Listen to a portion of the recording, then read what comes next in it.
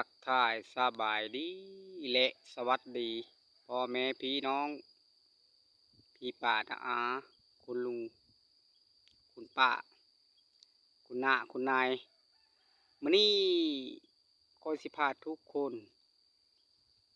เลาะเลียบสายทางหาชมบรรยากาศและชมวิวตามทุ่งไร่ทุ่งนาในช่วงระยะการปักดำเข้าหน้าปีถือว่าถึงขนาดใด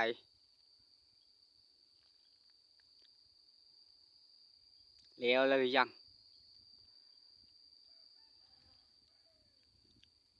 บางเจ้าก็แล้วทุกคนเลย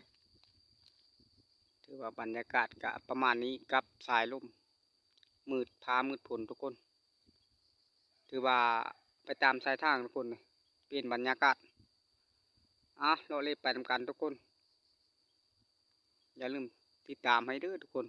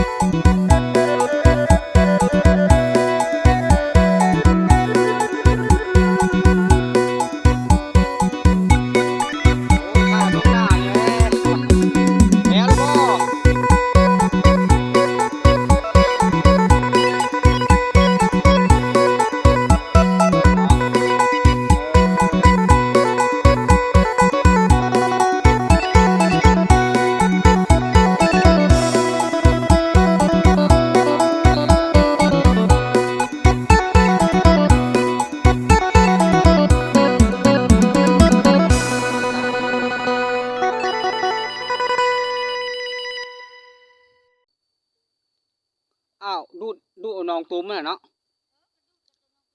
เออดีดอกแบบว่ามันหมอน้ำคือแถวตะคอยซื้อคันได้น้ำแห้งแล้วละเออถือว่าอิดแบบเสี่ยงทุกคนเลยเขาจะเอาไปอิดไปกับคันน้ำท่วมแล้วก็ถือว่าจุดจบมาง่ายซะคือแถวบ้านก็จะส่วนหลายแหละส่วนมากก็น้ำกับโบราณคือแถวบ้านเขาเจ้าเถียงเล็กทุกคนคือง่ายทุกคนเลย